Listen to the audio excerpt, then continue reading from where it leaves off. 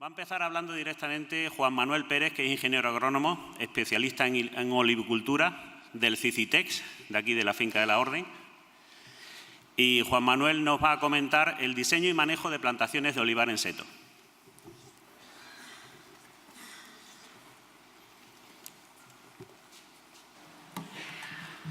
Buenos días a todos. ¿Me escucha? ¿Se escucha bien? Vale. Bueno, yo trabajo ya hace bastante tiempo en el CICITEX, me dedico a temas de... trabajo más concretamente en el grupo de riego y nutrición, pero llevo tiempo trabajando en olivicultura y bueno, hemos trabajado en diferentes sistemas de cultivo y bueno, hoy os voy a hablar un poco pues, del olivar en seto, en los cuales en los últimos años llevamos realizando diferentes temas de investigación. Como investigador que soy, bueno, voy a hablar del diseño agronómico y manejo de olivar, pero bastante enfocado a los trabajos que nosotros realizamos en el CICITEX y bueno, y alguna otra experiencia por ahí en el tema de diseño y manejo. En primer lugar, bueno, hablaremos de un poco la situación del olivar en seto, de dónde viene, cómo estamos, cuáles son lo que se va buscando. Hablaremos de sus ventajas y sus inconvenientes y pasaremos a hablar directamente en el diseño. Dentro del diseño hablaremos de algunos puntos en concreto, pasaremos después al manejo y por último hablaremos del olivar de seto en secano. Entrando en materia, bueno, este cultivo, bueno, el olivar sufre una transformación bastante radical en los años 90,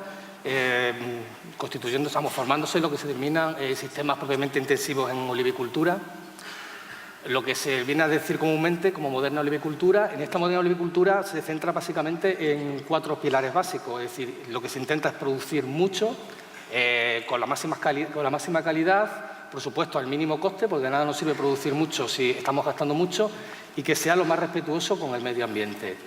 Por tanto, para aumentar la productividad de olivar, pues hay que revisar todas sus prácticas culturales, todos sus sistemas, para conseguir pues, esta moderna olivicultura. Así hemos pasado del típico olivar tradicional de secano con marcos de 10×10, productividad bastante baja, muchos costes de cultivo, en poda en recolección. Bueno, estos sistemas, lo primero que se hizo fue, el primer paso, por así decirlo, fue ponerlos en riego, para aumentar la productividad de estos sistemas, que hoy en día pues, sigue siendo un porcentaje bastante elevado de superficie. En los años 70 aparecen las primeras plantaciones intensivas, ya con más de 300 árboles por hectáreas, muy productivas, puestas en riego, y ya se introduce la primera novedad también, que sería, aparte del riego, introducir la mecanización con los vibradores de tronco. Y por último, la máxima intensificación del cultivo de olivo llega en los años 90 con la aparición de lo que se denomina el olivar en seto, ya con densidades de más de 1.500 plantas por hectárea. Se implanta comercialmente en España y se ponen en riego, aunque hoy en día se están contemplando la posibilidad de ponerlos también en secano. Este tipo de sistema pues, tiene una serie de ventajas que, de hecho, es lo que ha hecho que se estén implantando cada día más superficie en este sistema, como es su rápida entrada en producción, prácticamente al tercer año están produciendo, una buena producción y baja becería, muy importante en la olivicultura, y que se mecanizan las 2 partes del cultivo que llevan más gastos, que son la poda y la recolección. Sin embargo, existe una serie de inconvenientes y de ahí el tema del diseño y el manejo que hay que saber y hay que intentar manejar de la manera mejor posible. Lo primero, los altos costes de implantación. Es un sistema que poner una hectárea de olivar en seto barato no es, entonces hay que intentar ahorrar lo máximo que se pueda. Que necesita una alta tecnificación, es decir, no se puede ir a lo loco y poner este tipo de sistemas sin haber hecho estudios previos y tener una mínima cualificación. Existe relativamente poco material, aunque cada día aparece más variedad adaptada a estos sistemas, entre otras cosas porque hay un problema de vigor. Estamos poniendo más de casi 2.000 plantas por hectárea y si las plantas son muy vigorosas, pues no funcionará bien en este sistema. Y, por supuesto, al ser un cultivo con muchísima masa vegetal, pues existen más incidencias de plagas y enfermedades. En principio se pensaba que este tipo de sistemas pues, iba a tener una durabilidad a medio plazo de 15-20 años, pero yo soy de la opinión de que un buen manejo de este cultivo pues, puede llevar incluso a muchos más años. Por tanto, es básico hacer un buen diseño y un buen manejo del olivar en seto para que este cultivo sea viable y sea sostenible en el tiempo y sea rentable, lógicamente. Por tanto, pasando al tercer punto del diseño de plantaciones de olivar en seto, bueno, lógicamente hay que hacer un estudio económico de lo que estamos haciendo, por supuesto un estudio agronómico de dónde vamos a ponerlo, es decir, en qué parcela. dimensiones de la parcela, qué orografía tiene, las características del suelo, sobre todo para el diseño. Es decir, si tenemos suelo con diferentes tipos, pues hay que saber cómo diseñar y poner los sectores de riego, los cultivos previos y, por supuesto, de dónde vamos a tener el agua. Si tenemos un abastecimiento directo, porque tengamos una red geográfica allí, o bien haya que hacer un pozo, pues todo eso va a influir en el coste económico de la plantación. Por supuesto, de las condiciones climáticas. Si hay bajas temperaturas, se producen heladas, es importante a la hora de seleccionar pues, las variedades. Y dentro del diseño, pues una de las principales preguntas es ¿qué variedad pongo? Y dentro de la elección varietal, en olivar en seto, bueno, existe un abanico relativamente corto, es decir, no hay excesivamente variedades como en las plantaciones intensivas. Tenemos desde la arbequina, que es la que todo el mundo conoce y está puesta más del 90% de la superficie de este tipo de plantación, arbosana, una planta con menos vigor, más tardía y que está dando bastante buenos resultados. Koroneiki, una variedad griega, también con mucho alto contenido en grasa, con lo cual es muy interesante. Chiquitita, bueno, aquí empiezan a aparecer ya variedades ya creadas, digamos, artificialmente. Es una variedad creada a partir de un híbrido entre arbequina y picual, obtenida por el IFAPA de Córdoba, y las variedades lechiana y oliana, obtenidas por la bromillora, que no son más que el híbrido lechiana del chino italiana por arbosana y oliana por arbequina por arbosana. Bueno, aquí planteo unas tablas donde cada una de las variedades tiene diferente resistencia al frío, según esta tabla, desde la más resistente a la menos resistente. Esto es muy importante a la hora de hacer una elección varietal, ya que si estamos en zonas con tendencias heladas, pues muchas veces tenemos que elegir variedades que, aunque no queramos, sean más resistentes a las heladas, porque si se hielan, pues es mal asunto. Y con respecto al repilo igual, aquí tenemos una tabla donde se muestra la distinta sensibilidad que tienen las distintas variedades de repilo, siendo arbosana la más resistente y la menos arbequina. Índice de productividad, pues desde las más productivas a las que teóricamente son menos productivas. Aquí, por ejemplo, sitúa a arbequina como la menos productiva en cuanto a las variedades, pero bueno, esto después hay que comprobarlo in situ en cada una de las zonas agroclimáticas porque puede variar enormemente el fenotipo de las plantas según el comportamiento de la zona. La época de maduración, pues desde variedades muy tempranas como chiquitita a las más tardías como arbosana, eso también es importante, sobre todo si tenemos heladas tempranas. Y lo último, la escala de vigor, desde variedades muy pequeñitas como puede ser oliana a las más grandes como puede ser Koroneiki. Bueno, a continuación os presento un ensayo que hemos realizado en el CICITES desde el año 2014 a 2017, los 4 primeros años productivos, de un ensayo precisamente con estas variedades, desde la variedad arbequina, arbosana, Koroneiki, chiquitita, oliana, lechana, plantadas en orientación norte-sur en el año 2012, con el marco que está puesto ahí, de 1975 plantas por hectárea. Si vemos el tamaño final de la copa en el año 2017 de cada una de las variedades, en nuestro caso, pues por ejemplo, lechana, que es una variedad nueva, por eso no he presentado las características de ella, pues es la más vigorosa, seguida de arbequina y Koroneiki. Incluso arbequina en nuestra zona incluso tuvo más vigor que Koroneiki, cosa que en otras zonas no sucede así. Y por último, bueno, después estaría chiquitita, que también decía que era menos vigorosa que arbosana, pero en nuestro caso ha resultado más vigorosa que arbosana. Y por último, la menos vigorosa, oliana. En cuanto a la producción media obtenida en esa serie de años, pues tenemos que tanto la producción de arbequina, arbosana, Koroneiki y lechana, prácticamente no hemos encontrado diferencias significativas en ninguna de las producciones. Todas ellas produjeron en producción de aceituna lo mismo. Y solo hubo una pérdida productiva en las variedades chiquitita y oliana.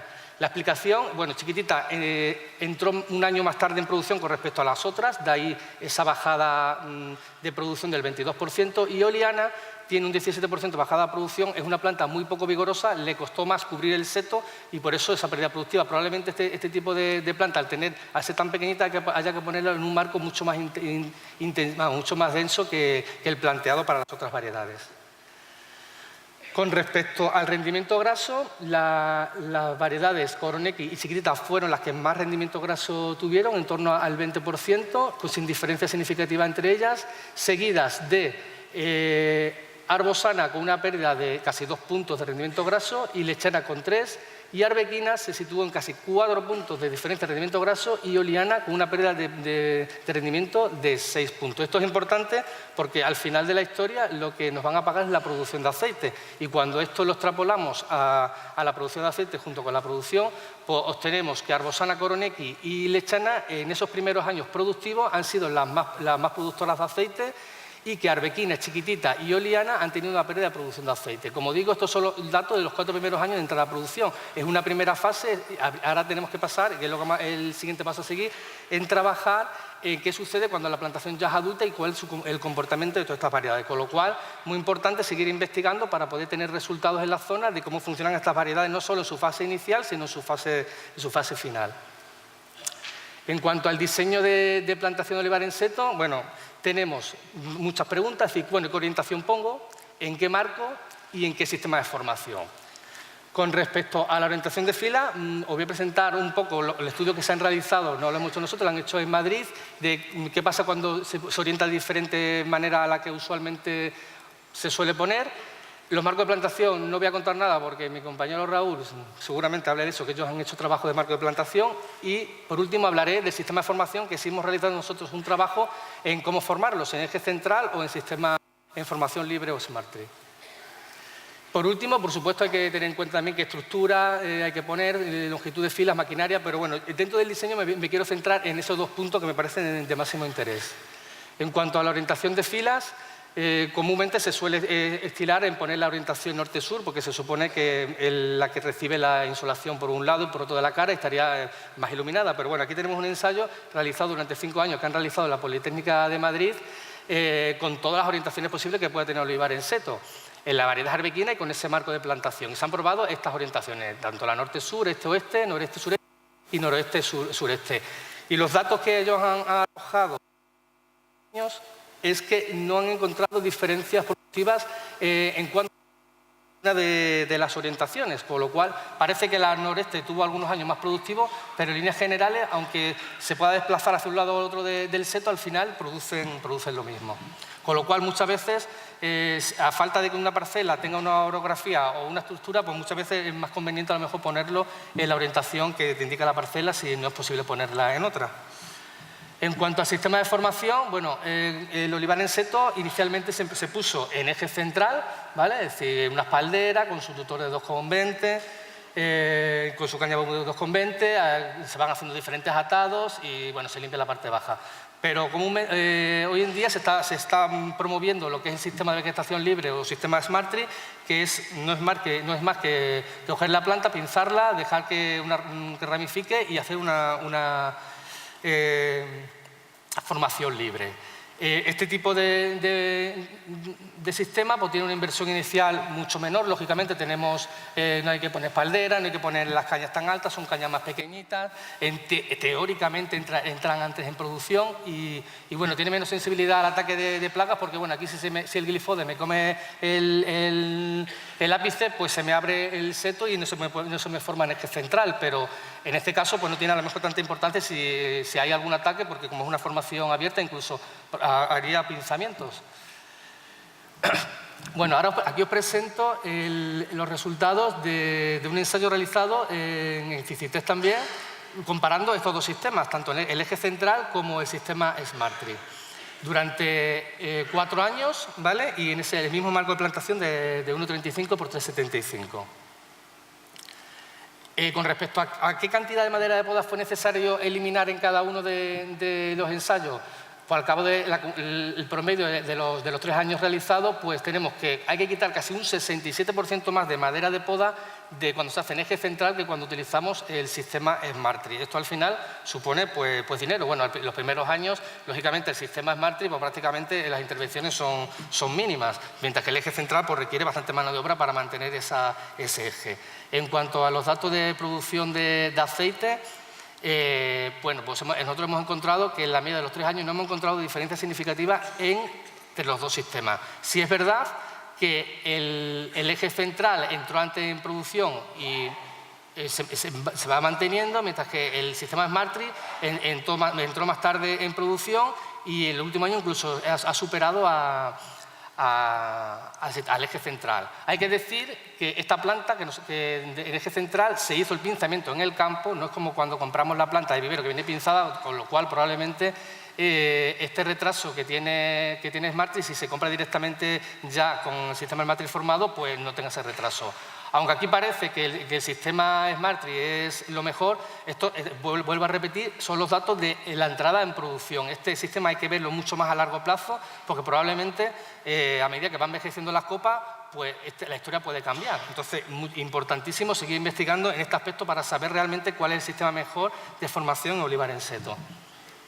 En cuanto al manejo, bueno, aunque hay muchísimos aspectos en el manejo, como son la sanidad, el suelo, la fertilización, la poda, la recolección y el riego, me voy a centrar en 2 puntos del manejo, que serían la poda y el riego. ¿Por qué? Porque son los 2 puntos que dentro de los costes del cultivo, donde más se puede actuar y donde más podemos aumentar la rentabilidad del olivar. Así, la poda sería el 21% de los costes totales del cultivo y el riego el 24%, aunque la recolección es otro de los aspectos importantes, está medianamente resuelta con la mecanización total del cultivo, con lo cual me voy a centrar en esos 2 puntos. En cuanto al riego, a las estrategias de riego, bueno, lo primero que os quiero explicar un poco cómo funciona el olivo o qué sensibilidad tiene el olivo a lo largo de su ciclo a la falta de agua, porque si no lo sabemos difícilmente vamos a saber regar. Entonces, nosotros clasificamos 3 fases en el cultivo.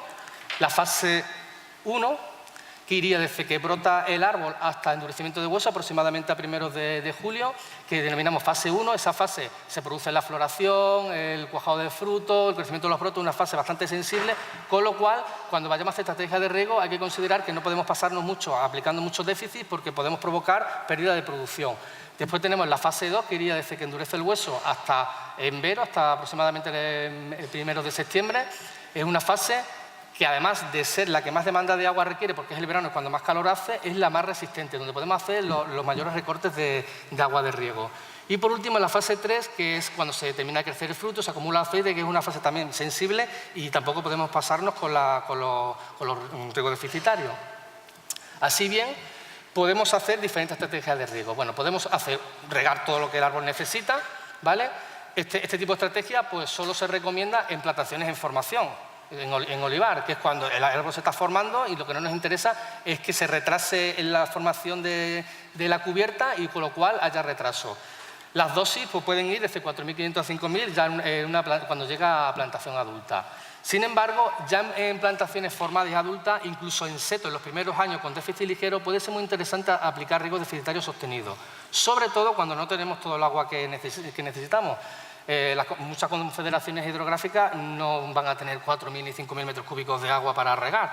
Puede estar limitada, como pasa en muchísimas zonas, incluso aquí en Extremadura, que se habla de nuevas zonas regables, pues probablemente esto esté limitado, de hecho se ha hablado ya, a 2.000 metros cúbicos por hectárea, con lo cual vamos a tener que regar deficitariamente. Tenemos que saber hacerlo bien para poder sacar el máximo potencial que tengamos. Así, podemos aplicar un riego deficitario sostenido, que no es más que, bueno, produzco un porcentaje, en este caso solo aplico el 60% durante toda la campaña. Es práctico, pero no es lo mejor porque consideramos que todas las fases tienen la misma resistencia y lo más recomendable pues, es aplicar un riego deficitario controlado, en el cual en cada una de las fases que he explicado anteriormente vamos a reducir diferente, mucho menos en la fase 1 y 3 y donde vamos a recortar el riego en la fase 2. Os presento los resultados que hemos realizado también en el CICITEX en cuanto a este tipo de estrategia. En este caso sí que tenemos la evolución casi completa, tenemos tanto en la fase joven, en los primeros años, como ya que pasa con la fase adulta. Un olivar también de las mismas características explicadas anteriormente. Estas son las dotaciones hídricas que se han aplicado tanto en la fase joven como en la fase adulta.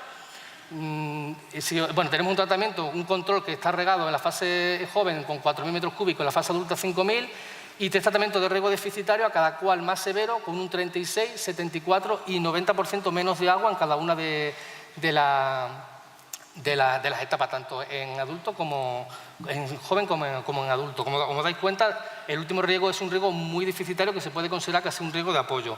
Y aquí los tratamientos, el tratamiento RDC2 y el 1, pues tenemos dotaciones deficitarias que serán pues, las que en diferentes confederaciones que nos pongan esa limitación, las que debemos usar.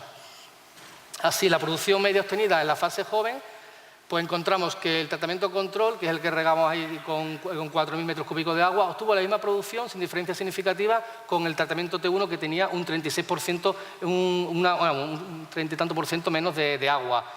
Cuando nos vamos a tratamientos ya severos y muy severos, pues tenemos una pérdida de producción, con lo cual hay que contar que cuando tenemos restricciones en las confederaciones, pues probablemente haya que saber que vamos a perder producción, que después lo podremos compensar con menor coste, con más rendimiento o con lo que sea. En cuanto a la producción media de la fase adulta, ya se nos va el olivar en seto a prácticamente 19.000 kilos por hectárea en la media de esos 4 años. Y pasa lo mismo, no hay diferencias significativas con el tratamiento T1, pero cuando nos vamos a los otros dos, pues tenemos pérdidas productivas. En cuanto al rendimiento, tanto para las dos etapas, ¿qué ha sucedido? Pues en la media de las dos fases tenemos que los tratamientos más deficitarios fueron los que tuvieron más rendimiento graso. Esto de alguna manera nos compensa la pérdida productiva que hemos tenido en producción de aceituna. Y puede ser interesante porque con una recuperación de esa pérdida más un menor coste que tienen esos cultivos de agua, de energía, de todo, pues puede ser cultivos muy interesantes, estrategias muy interesantes. Para afinar la parte de riego, bueno, contaros que también estamos trabajando con la búsqueda de un riego automatizado de olivar en seto, es decir, poner un sensor que nos abra nuestras electroválvulas y nos permita un riego automático del olivo sin nosotros necesidad de tener que estar recalculando lo tedioso que es las estrategias de riego. Llevamos varios años trabajando en este aspecto, de hecho pertenecemos el CICITES, nuestro grupo, a un grupo operativo Automar Riego, en el cual pues vamos a seguir trabajando y estamos trabajando. Este sería un poco el programa del grupo operativo. Continuamos con la poda, ¿vale? El punto clave. Bueno, dentro de la poda tenemos, bueno, la poda de formación, que ya he explicado un poco los diferentes sistemas que podemos encontrar según el eje que vamos a formar. Y me voy a centrar más concretamente en el tema de poda de producción, porque poda de renovación considero que si se hacen bien las cosas no vamos a tener que llegar a la poda de renovación, porque si llegamos a la poda de renovación es que estamos haciendo mal algo, es porque deja de producir el árbol, hay que hacer intervenciones severas, entonces el objetivo es hacerlo bien para mantenernos en esa poda de producción. Así bien, ¿en qué consiste una poda de producción? Pues consiste en un rebaje, topping, ¿vale? En la parte de altura con maquinaria, recorte de la falda o skirting, ¿vale? Igual, mecánicamente, y la lateral que se puede hacer o manual o totalmente mecanizada.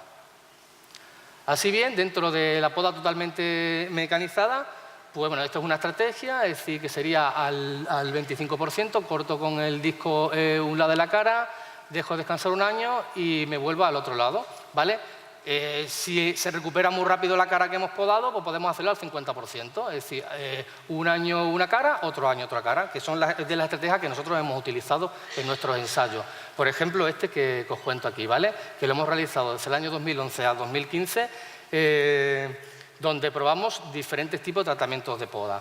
Desde podas semimecánicas, es decir, hacemos el topping y el rebaje con maquinaria, pero hacemos las laterales manuales. Tendríamos, por ejemplo, un P1 que sería esa poda manual y hacer el topping en invierno, el P2 hacer el topping en verano, es decir, que puede ser más interesante, la P3 hacer 2 toppings, uno en invierno y en verano, y por último, todo ello comparado con una poda totalmente mecanizada a ese 50% que he explicado. Así bien, en los resultados de la producción media de aceituna, del promedio de todos los años, encontramos pues, que no tenemos diferencia significativa en producción de aceitunas entre los tratamientos, ¿vale? Con lo cual, esto puede ser interesante a la hora de decir, bueno, el coste de cada uno de los tratamientos de poda es muy diferente, con lo cual, si yo tengo la misma producción de aceituna, pues me puede interesar irme a tratamientos totalmente mecanizados o con más mecanización. Sin embargo, cuando hemos estudiado el rendimiento graso que pasa en esos tipos de poda, encontramos que los tratamientos P3 y P4, encima además, son los que más rendimiento graso tenían y por tanto más producción de aceite, que es lo que al final nos van a pagar. El tema P3 es hacerle los 2 toppings, el P4, el tratamiento P4 es hacerlo totalmente mecanizado. Como digo, esto es un ensayo relativamente, bueno, son 5 años de ensayo. Hay que estudiarlo también muy a la larga, porque claro, el hacerlo totalmente mecanizado, pues muy a la larga puede afectar de alguna manera. Por último, en cuanto al último punto que voy a hablar, que va a ser el olivar en seto de secano, bueno, en primer lugar, hablar de que bueno, el olivar en secano sigue constituyendo un porcentaje bastante alto a nivel mundial, el 77% el olivar es de secano y en España pues estamos hablando de un 72% de olivar de secano. Y es un cultivo que va a seguir estando, no pensemos que todo se va a transformar en riego ni muchísimo menos, con lo cual hay que tenerlo muy en cuenta. Además, este tipo de cultivo, el olivar en secano, es de escasa rentabilidad, como dije anteriormente, y viabilidad económica y muy becero. Y ese problema de la becería, pues al final influye sobre el precio final del aceite, porque años que hay poco, porque haya un año seco o porque haya producción, sube el aceite, baja el aceite, y esas oscilaciones en el precio del aceite no nos interesan y no son buenas. Por ello, lo que debemos intentar es buscar nuevos modelos productivos que hagan que esas producciones al menos sean más estables. ¿Vale? Partimos de la base que cuando estamos en secano no tiene nada que ver las producciones que vamos a tener como cuando estamos en riego, pero lo que nos interesa es que sean al menos bastante estables y constantes y que equilibren esos precios del mercado. Así, el olivar en seto de secano podría ser una alternativa para el olivar tradicional o cereal de muchísimas zonas, pero con bastantes matices. No nos volvamos locos y pensemos que esto se puede poner en cualquier sitio y a cualquier manera. Entonces, en primer lugar, como su nombre indica, el olivar en seto, pues tiene que ser terrenos con poca pendiente porque hay que utilizar maquinaria, con lo cual todos los olivares de sierra y todos los que tienen mucha pendiente nunca se podía transformar en este tipo de olivar de seto de secano. Por supuesto, en suelos ricos y profundos, es decir, si tenemos un pedregal donde no tiene ningún almacén de agua al suelo, difícilmente va a poder ser rentable este cultivo. Entre otras cosas porque depende totalmente de la pluviometría de la lluvia de la zona donde estemos cultivándola, con lo cual es muy importante que sean zonas con una pluviometría alta. Si una zona donde caen 100 o 200 mililitros, difícilmente va a llevarlo bien. Y bueno, como una ventaja que tiene es que se podría a lo mejor cultivar más variedades del abanico ese que os he puesto, porque al estar en esas condiciones con tanto déficit hídrico, pues podrían mantenerse en esos marcos variedades a lo mejor con mucho más vigor que las que hemos mostrado. Por supuesto, todo lo que he hablado de estudio, diseño y manejo, pues habría que hacer muchísimo más hincapié en estos sistemas porque, ya te digo, mientras que en riego controlamos muchas cosas, aquí estamos muchas veces a expensas del ambiente, con lo cual hay que trabajar mucho más en estudiar dónde estamos poniendo este tipo de olivar. Tiene una serie de características muy interesante, pues, claro, tenemos menos coste de implantación, vamos a poner las plantas en Smart Tree, con las cañas más pequeñitas, con lo cual no vamos a poner el riego, que dentro de los costes de cultivo, pues el riego es una partida bastante interesante de coste de cultivo, pero hay que tener en cuenta que su producción va a ser menor, tanto en aceituna como en aceite, y que puede también tener un retraso de entrar en producción, o a lo mejor no entra al tercero, a lo mejor entra al cuarto o al quinto, dependiendo de cómo se den los años.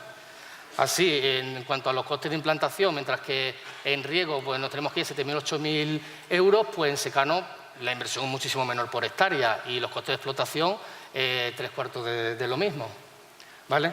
En cuanto, bueno, ¿y cómo hay que poner esto? ¿O qué es lo que se ha hecho? ¿O a qué a lo que se tiende? Bueno, estos son los modelos. Este modelo inicial, que era pues, lo que hacía, utilizar las mismas dimensiones del seto en riego, pero distanciando las plantas a la calle hasta 7 metros, con el objetivo inicial, bueno, pues como el suelo intento almacenar todo el agua que puedo en el suelo y que mis árboles pues intenten aprovechar todo lo que se pueda. Y sobre este modelo pues han hecho algunas experiencias que ahora mostraré y veréis los resultados que se han hecho. Y ahora de lo que se está tendiendo es hacer otro modelo completamente diferente, es decir, reducir incluso hasta más, diría yo, que en riego la parcela y con setos mucho más estrechos, mucho más paneles. Sobre esto yo desde luego no he encontrado nada, absolutamente nada hecho, con lo cual me parece que hay que ser prudente a la hora de recomendar este tipo de sistemas, sobre todo sin experiencia, con lo cual volvemos a lo mismo. Es muy necesario seguir investigando en este aspecto para mostrar resultados donde poder dirigirnos. Bueno, aquí os presento esas experiencias que ha hecho Todo Olivo de secano, tanto en la provincia de Jaén. Aquí tenéis una serie, bueno, hay que decir, el marco de plantación, como veis, 1,35 por 7 metros, es decir, con una calle con mucho ancho. Y aquí tenéis una serie bastante alta de años y ellos han obtenido una producción en torno a unos 6.000 kilogramos por hectárea de aceituna. Pero daros cuenta de la pluviometría que tiene una pluviometría media bastante alta, con lo cual eso hay que tenerlo en cuenta y además era un suelo bastante bueno y profundo. Lo mismo en Córdoba, en la finca El Camarero, igual, prácticamente con las mismas características, las producciones pues prácticamente más de lo mismo. Y otra experiencia en Sevilla, con un marco de plantación del mismo corte, y también su producción media en torno a unos 6.500. Entonces, con estos marcos, el modelo inicial que había explicado, pues estos son los resultados que hay en esta zona. Pero, vuelvo a repetir, cambia mucho cuando nos vamos a una zona agroclimática a otra, con lo cual sigo insistiendo que hay que trabajar mucho en cada una de las zonas cómo funcionan estos sistemas. De hecho, nosotros vamos a empezar en este año, el año 2008, con esta experiencia de olivar en seto en secano en la zona de Tierra de Barro, que me parece una zona muy interesante para poder hacerlo. Tenemos suelos profundos. Y vamos a probar no solo la variedad arbequina, que es la que se ha probado en las otras experiencias, sino vamos a probar muchas más variedades. Arbosana, Coronequis, Chiquitita, Oliana, Lechana, y también vamos a probar la manzanilla de Sevilla y la manzanilla cacereña, en un marco de 1,5 por 5. Sí, una cosa intermedia entre los dos sistemas que he mostrado. Y bueno, y este va a ser pues, prácticamente la primera experiencia de investigación, porque bueno, hay algunas parcelas ya de secano en Extremadura.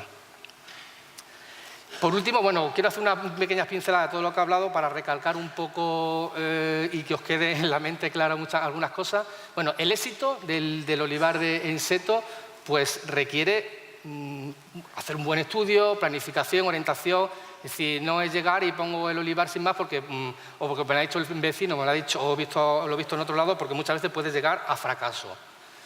Existe una oferta varietal interesante, es decir, y hay también sistemas de formación diferentes, pero que es necesario seguir chequeando, ¿vale? Es decir, el comportamiento, sobre todo en diferentes zonas de cultivo, porque como se ha visto, las variedades, dependiendo de la zona agroclimática, pueden tener desarrollo o resistencias o producciones diferentes, y por supuesto estudiarlo en diferentes estados, tanto en la fase inicial como en la fase adulta, con lo cual voy a recalcar, necesario seguir investigando en este tema. Una buena gestión del riego y la poda son claves para el éxito, ya que es donde realmente vamos a poder hacer que el cultivo sea lo más rentable posible.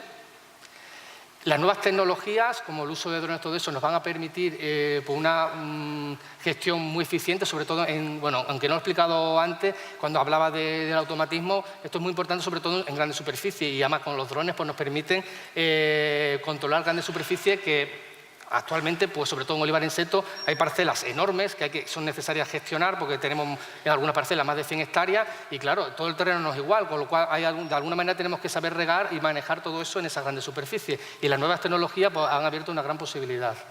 Y por último, el olivar de secano pues sigue siendo una pieza clave en la olivicultura, como he dicho, es una superficie bastante importante y es fundamental seguir investigando en esos nuevos modelos productivos para que realmente sea un éxito ese tipo de cultivo. Y nada, sin más, pues bueno, agradecer al grupo al cual pertenezco todo esto que os he mostrado. Sin la ayuda de ellos, pues totalmente sería imposible. Y nada, muchísimas gracias por su atención. Muchísimas gracias, Juan Manuel.